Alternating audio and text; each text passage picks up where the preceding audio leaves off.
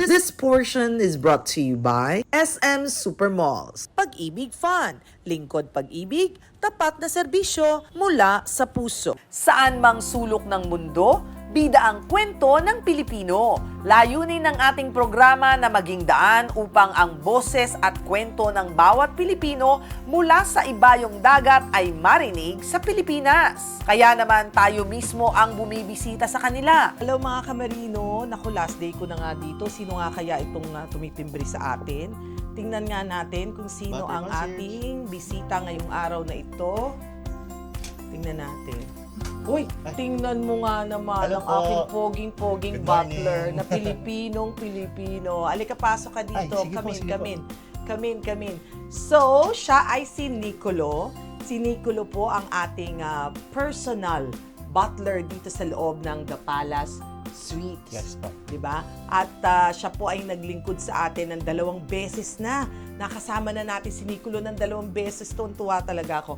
Anyway, pwede ka bang makakwentuhan? Okay lang po. Okay lang? Wala O pong sige, problema po. kwentuhan tayo kasama ni Nicolo. Alika, dito tayo. Alam mo, napakaganda kasi nitong kabina, no? Ngayon, syempre, dito lang tayo dahil pag bumaba tayo, dami kong kalat. So, wag natin ibababa ang camera, paikot lang. O sige, Dito pumunta po tayo dito sa ating Balcony po. pinaka-balcony. Okay, sandali lang itutur ko kayo sa balcony. So, from dito, lumabas kami. Ayan na si Nicolo. Hi, Hello po. Nicolo.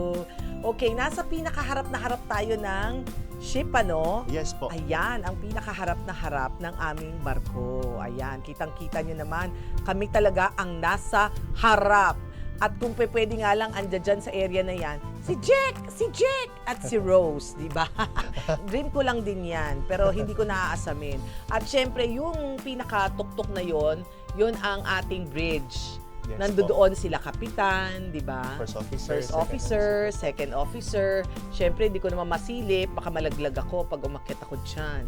Di ba? So anyway, pag-usapan natin si Nicolo dahil ang ganda ng hangin dito, di ba? So Nicolo, gaano katagal ka ng marino? 2 years na po. 2 Nag-work years. po dito. So total po 3 contracts na. Ano ba pinag-aralan mo sa Pilipinas?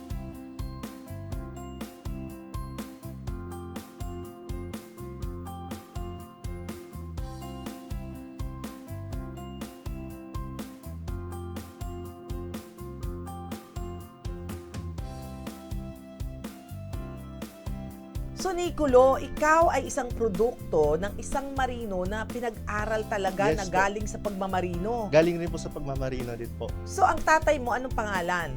Roger po. Roger. At ilang taon na ang marino mong tatay? Around 50 plus na po siya ngayon.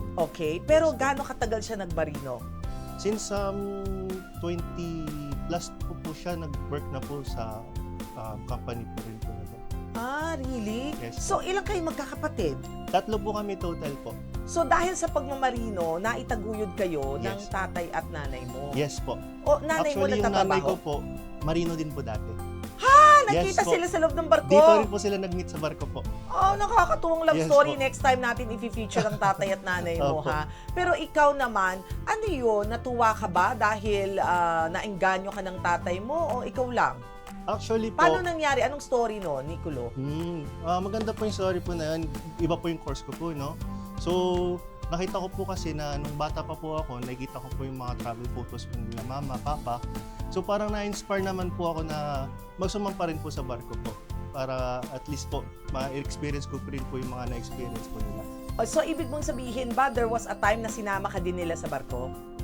Yes po, one time po. Ah, talaga? Yes po. Sumakay ka rin ng barko? Yes po. Sinama ka nila? Yes po. So, doon ba nagsimula, nag-enjoy ka na? Yes po, nakita ko po na masaya po rin po mag-work po dito. At least po, nag-earn po kayo ng money. At the same time po, nakapag-travel po kayo for free.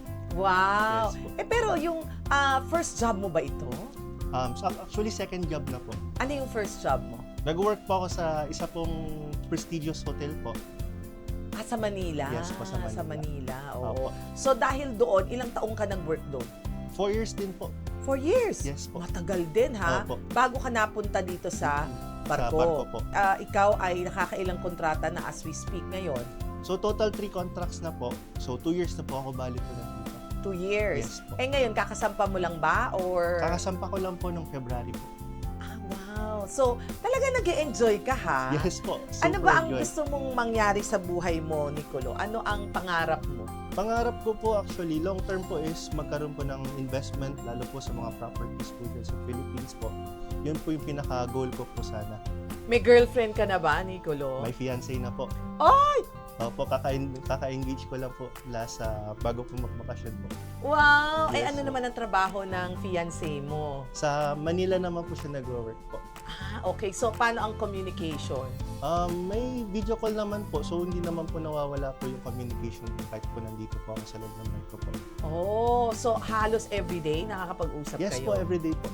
Okay. So, investment, ano pang gusto mo? Bahay, lupa? Bahay, ano lupa po, syempre yung karoon ng sariling sasakyan, family po, yun po yung parang pinaka-end goal po namin. pa? Negosyo. Negosyo po. Oo. Fallback.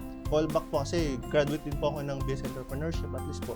Meron na po ako knowledge po pag magne-negosyo na po ako. So, pag nakaroon po ng sariling capital na po. Anong nararamdaman mo pag nasa loob ka ng barko? Ang gaganda ng view na nakikita mo. Oh, dagat. Tapos, of course, andyan dyan yung mga, tingnan mo yung ibon, napakagandang lumilipad. Oh. So, every now and then, nakaka-experience ka talaga ng serenity sa loob ng barko, Yes ha? po. Mm-mm. Oo, nakakapag-reflect ka. Mm-mm. Di ba? So, okay, ikwento mo nga sa akin ang childhood mo nung ikaw ay maliit pa dahil lang sabi mo sa akin, ang tatay mo ay isang marino. Opo. Lagi siyang wala Lagi di ba? pong wala So, po. sige nga, ikwento mo sa akin ang childhood mo. So, yung mom ko po and dad ko po is nagbabarko po dati. So, ang lumaki po talaga ako sa lola ko po and sa tita ko. Opo, so sila po nag-alaga po sa akin. Hanggang po maging teenager po ako, yung mom ko po na land-based na lang po siya. And then yung yung dad ko po, tuloy-tuloy na lang po siya sa pagbabarko. So, at least po nakasama ko naman po yung mom ko within my teenager years na po.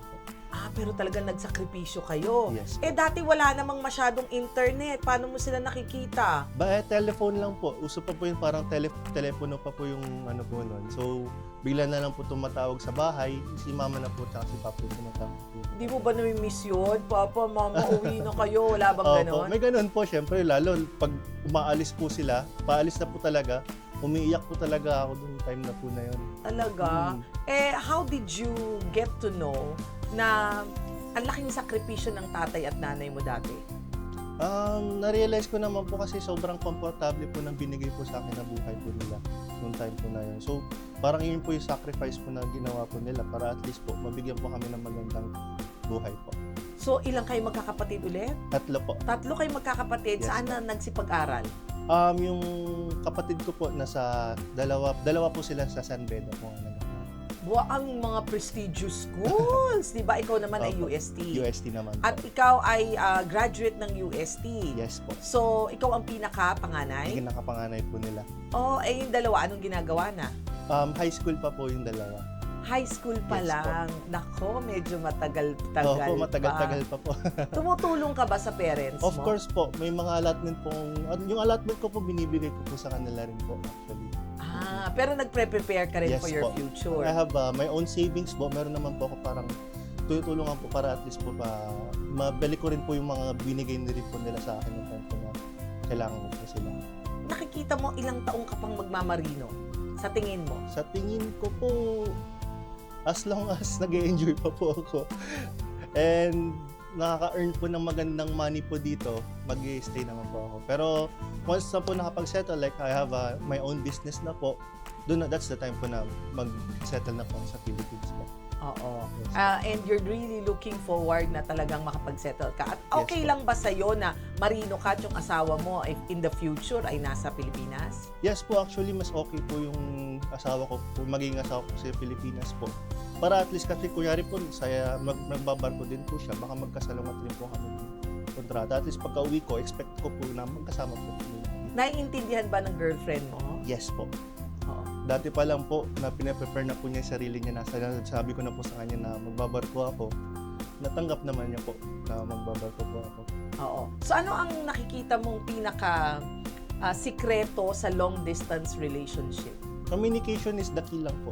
So every day, wag po kayaan na hindi mo kausap yung mahal mo sa buhay, and then kailangan po ng pag-unawa din po sa isa't isa. Kasi hindi naman po araw-araw po okay din po yung long distance relationship po. Kaya kailangan po talaga natin ng stronger bonding. Of course, with the help of the Lord din po, na ginagabay din po kami throughout our relationship din po. Ano naman ang nakikita mo na pag kunwari sabihin mo ang pinaka nakakatakot na yugto ng buhay mo dito sa pagmamarino? May mga times po na weather po, yung rough sea po talaga na lalo po kapag papuntang Japan po, madalas po kasi rough sea. Minsan nakakahilo po yung mga situation po namin dito. Oo. And kailangan pa rin po magtuloy-tuloy ng trabaho. Pero kaya naman po. Nicolo, ano ang mabibigay mong payo sa lahat ng mga tao na may long distance relationship muna? Sa mga long distance relationship po, katulad ko po na ma-engage na po lalo, tatagan nyo lang po yung relationship nyo, and then of course pinaka-importante po is communication. Kahit malayo po sa isa't isa po, may mga video call na po, may mga internet na po tayo, hindi na po mahirap po makausap po yung mahal nyo po sa buhay. And then po sa gabay po ni Lord, syempre, pagdasal po natin lagi na maging okay po yung sitwasyon po natin. Ano naman ang maipapayo mo sa mga gustong maging seafarers? Sa mga gusto po mag-seafarer po, Lalo na dito sa cruise ship. yes po, lalo po dito sa cruise ship po.